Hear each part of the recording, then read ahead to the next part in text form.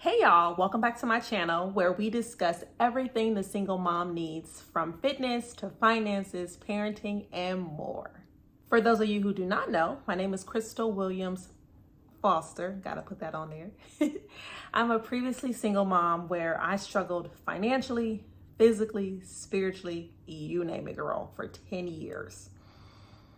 But I pulled myself up, and with $50 and a laptop, I've built multiple online businesses, or should I say multiple online six-figure businesses. I'm making myself up, y'all. So get ready, because today on Wellness Wednesday, we're going to discuss the physical. And the topic of today is, why is my booty getting smaller and not bigger as I'm working out? This all comes back from a reel that I posted that went viral that you guys loved. And you guys told me we need more information. We need detailed information. So here it is. This is going to be part 1 of the series of why is my booty getting smaller and not bigger if I'm working out.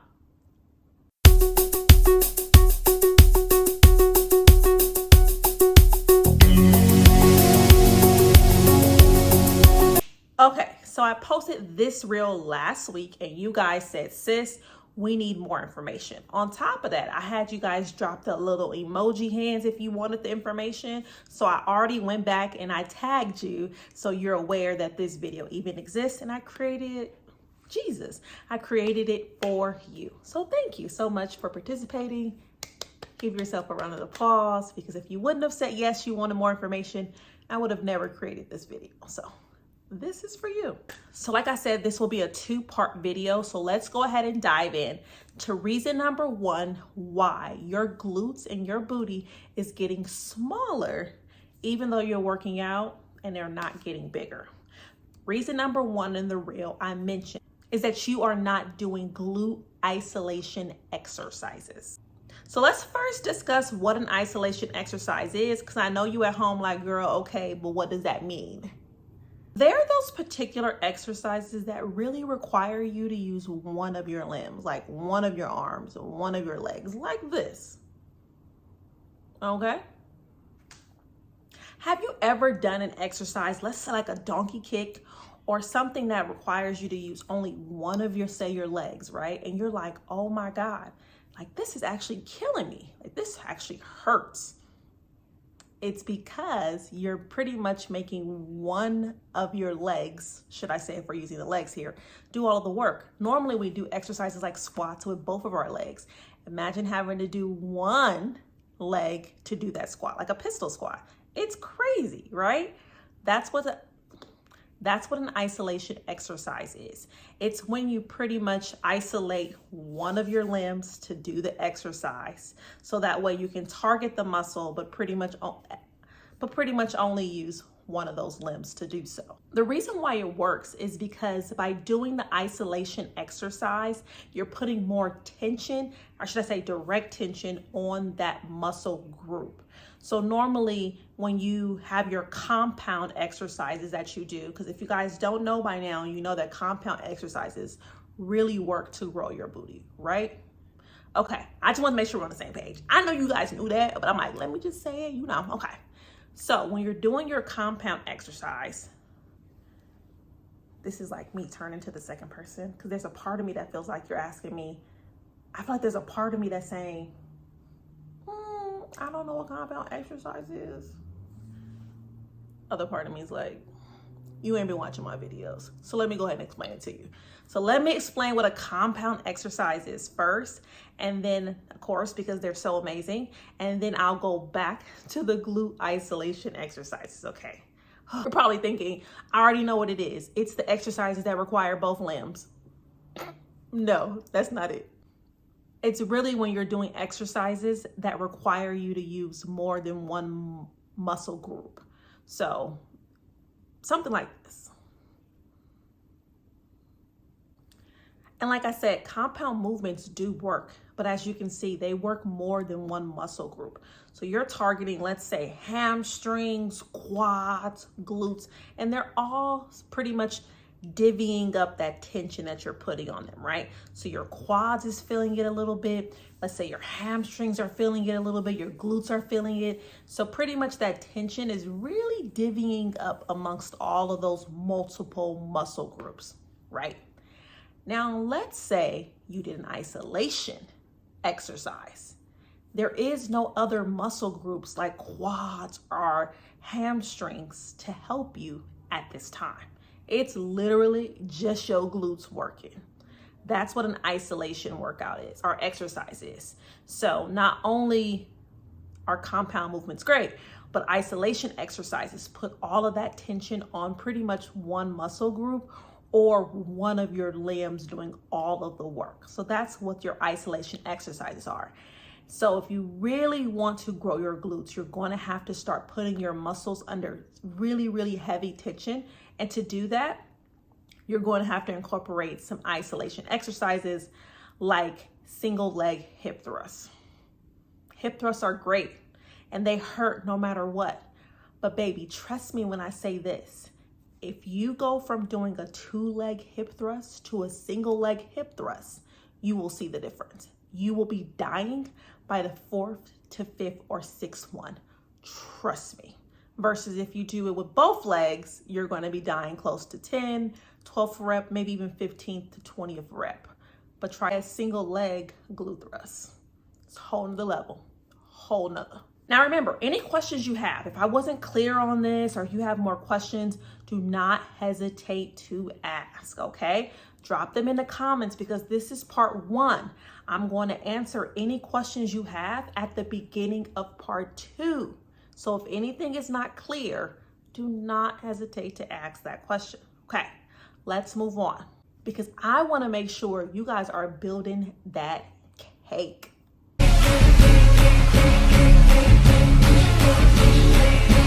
So let's move on.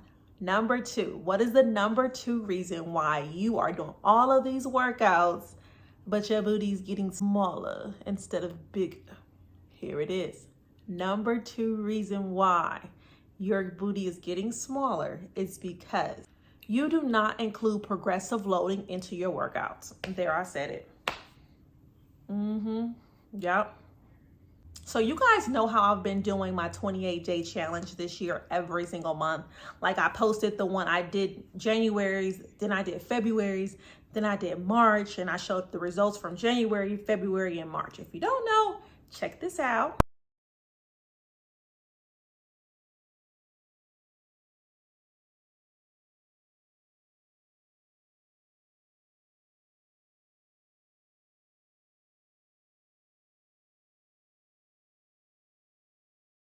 And as you can see, after 3 challenges, this is how I looked. Well, somebody asked me before, they were like, "You're doing the same gut and glute workout plan, January, February, March?" And I was like, yeah, that's what I'm doing. And you haven't hit a plateau yet? Because whenever I do the same plan, I hit a plateau. And I said, no, actually I haven't because I'm incorporating progressive loading. And this is why I recommend to keep joining my 28-day challenges every single month. People always say, well, why do I have to join every single month? Because I'll be honest, even if you have the workout plan, if you don't pay for the challenge, let's be honest, you're probably not gonna use it. Am I right or wrong? Thank you.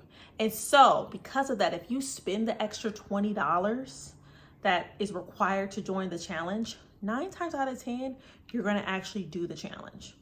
And if you're doing it every single month, I always recommend to incorporate progressive loading. So let's get into what this actually is. Progressive loading is when you put gradual stress and tension on a muscle group. This causes the muscles to tear, but to rebuild, okay? To adapt as they're rebuilding and grow after so much tension and stress have been on them. Now, let me give you examples of what this actually looks like, okay? So, January, I told you I did the challenge. I did the challenge exactly how the challenge is. If it said 10 reps, I did 10 reps. If it said 20, I did 20, okay? I actually wrote down using an app the weights that I use. For example, if it said 10 reps and I used a 10-pound dumbbell, I made sure to put that I did 10 reps. and I put 10-pound dumbbell. That's January. February, because I'm doing the exact same plan, I don't want to hit a plateau and I want my glutes to grow, I'm going to incorporate progressive loading. So when it once said it told me to do 10 reps, I'm either one, going to increase those reps from 12 to 15, or I'm going to use a higher dumbbell. So if I was using 10 in January, in February, I'll use possibly a 15. Now, I don't do both. I do not go up in reps and go up in weights. It's either or. And what determines if I'm going to go up in weights or go up in reps a month depends on my form. Because just because I want to lift a 15-pound weight to do my single leg hip thrust, my body might not be that strong yet, and I might start to give out and become sloppy on my form. Remember, if you do incorrect form, girl, you can hurt yourself. So what I recommend is whenever I feel like my form, I'm doing the 10, but I have a higher weight and I feel like my form is being lost and it's wobbly and all that other jazz, then from there I know, okay, you can't go up in weight yet, but you can go up in reps. So now that 10 is gonna possibly become a 12 or even a 15. That is progressive loading. That's February. For March, let's say I went up to 15. Now, but I was still using the 10-pound dumbbell. For March, then what I'm going to do is now I'm going to see if I can use that 15-pound dumbbell. And from there, if I'm using the 15-pound dumbbell and I was already at 15 reps, I'm going to see if I can do all 15 reps. It's possible because I went up in weight that I might have to go down in reps. Usually you don't, but sometimes your muscles just isn't ready for that much weight. But as long as my form is staying on point, I'm going to go up in weights, okay? You can decide if you want to go up in reps or weights, as well as resistance bands. If you're at home and you're like, well, girl, I don't have all them weights at home, so how am I going to progressively load? Got you, sis. What you're going to do is you're going to go up in your resistance bands. You have lights, mediums, and heavies. You can go up from light to medium, from medium to heavy. You can even go to medium and light together.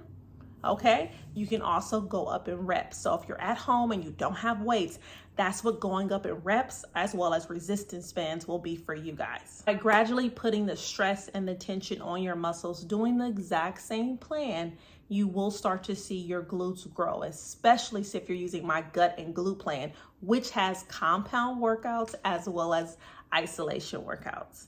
Okay, so let's get into number 3. What is the third reason why your booty is getting smaller instead of bigger, but you're working out? Okay, those who watch the reel, you guys already know, but pretty much number 3, the third reason why you would be seeing this, your glutes get smaller, is because you're not eating enough. So pretty much you are working out, you're doing your single leg hip thrust, you're doing your isolation workouts, you're doing your compound workouts, you're progressively loading, but guess what? You're not eating enough. So because you're burning so many calories, your body is not only burning just the food, it's burning your water weight, it's burning your muscle. So the muscle you're trying to build is actually getting burned. Okay? So I know you're thinking, well, Crystal, how am I going to know how much I need to eat? Well, to gain muscle and keep that muscle, to keep it or even build it, you need to be in a surplus, okay? And you're probably like, well, what is a surplus? I got you. I told you this video was to go into detail to really break it down so you could truly understand how to build a bigger butt.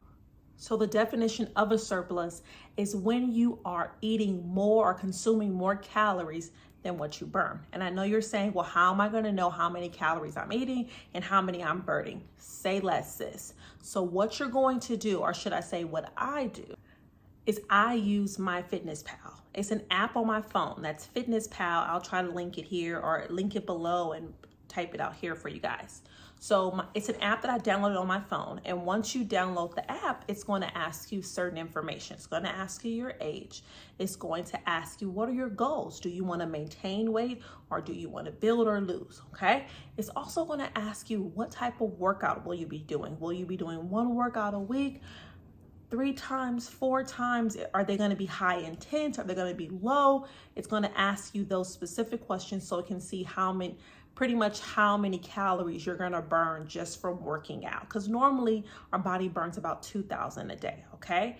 So if I type in that my name is Crystal, I'm 36 years old, I'm 5'4", and I want to either build or maintain, because I don't want it to get smaller. So let's say I just want to keep the butt I have or even build the butt. From there, they'll ask me how many times I work out. Because I'm using my gut and glute guide, it's going to be 6 days a week, high intense. And so from there, it's going to tell me how many calories I can actually eat a day, okay? So let's just say it says I can eat 1,800 calories, okay? From there, I have it where the app then tells me specifically how many of those 1,800 calories have to be protein, how many have to be carbs, how many have to be fats, how many have to be veggies, you name it, okay? So this is what the app does. It helps you narrow down the types of food you're eating. Because some people have this idea or this notion that, oh, I'll eat more. And then they just start eating all types of carbs and potatoes and ham, green. It reminded me of that video just now. I got beans, greens, potatoes, tomatoes, lamb, ram, raw. Just because you're eating all that don't mean you're gonna get thick in the right places, if you know what I mean, okay? Because I know when I'm gaining weight and bulking, baby, this starts to grow, okay? Especially if I'm not doing it the right way, meaning eating a certain amount of calories per food group. So like I said, the apple can tell you that if you have 1,800 calories to eat, out of those 1,800 calories to eat, only 300 can be carbs, okay? And then 900 has to be protein, okay? That leaves you with, 600 calories to use between your fats and your veggies and things of that nature, okay? So it'll give you that breakdown, and they tell you as long as you keep doing the exercises that you said you was doing. Now, if you start slacking and stop doing those exercises, then the amount of calories I just gave you in the breakdown isn't actually accurate. But if you're doing your part, then I guarantee you that if you eat these many calories every single day, and you eat these, not only these calories every single day, but the specific amount, good Lord, the specific amounts per food group, you will start to see either your gains or, of course, if you put maintaining your curves there, and your booty won't get smaller. For me, I know if I want to, even if I want to lose weight, but keep my thighs and keep my butt, I have to eat anywhere from 166 grams to 176 grams of protein. That's why I be doing my double shakes, okay, y'all? I be doing my protein shakes. For those who don't know, if you haven't seen my reels, I do the DNA supplement, the protein shake, and oh my God, it's chocolate. For those who know me, know I don't even like chocolate, but I love their protein shake. It's a vegan protein shake, so it's amazing. I add coffee, I add creamer, I add that Trader Joe's coconut whipped cream. It'd be like a dessert, like an iced coffee frappuccino that Starbucks couldn't even make if they tried. So, but yes, so I do at least 1 or 2 of those a day, and I'm just very conscious to make sure that every meal I'm eating has a certain amount of protein in it, because if I have one of my meals and it has no protein, there's no way I'm getting to 166 by the end of the day. Okay, so just being more conscious of making sure you're in a surplus will really help you build those gains and keep those gains and prevent your booty from getting smaller. So if you need protein, I'll be making sure to link the protein that I use below. I'm gonna also link my meal plans because they are amazing, they are fast, and they also are high in protein. For those of you who need meal plans, I have pescatarian, I have vegan, I have a standard one as well. I'm also going to go ahead and I'm gonna link my gut and glute guide, because again, I use the same plan since 2017 and I've seen amazing results. And it doesn't take all that, I need a new plan, I need new workouts. No, you need to stay consistent and you need to eat right, okay? Again, though, this was only part 1. There are about 2, I'm probably gonna give you 3 though, but definitely 2 other reasons why your booty would be getting smaller if you're working out versus getting bigger. And again, if you guys have any questions or comments about anything that I said today, please leave it in the comments. So when I start video number 2, we can start with the Q&A portion so I can answer those questions. And then I can get into the other 2 or 3 things that is keeping you from building that booty or that cake that you want. If you're not already following me on Instagram, please do so, guys. Go to my Instagram. You can go to my Manny's Mom Fitness Instagram, or if you want more lifestyle, you can go to my CW. Eventually that name will be changing to By Crystal Williams. I'm working with Facebook now to get that changed over. And follow me on TikTok. TikTok, I will say, I'll be honest, guys, it's probably my most true, authentic self next to this YouTube, where you get all parts of my life. So follow me on there as well. Make sure you like this. Make sure you subscribe, and make sure you share it. Don't be a gatekeeper in 2022. You know your homegirl been trying to build her booty and she failing. Don't be a gatekeeper. Make sure you share this video, and make sure you come back for part 2 so I can give you all the details you need, sis. And as always, you can thank me later. You guys have a great day.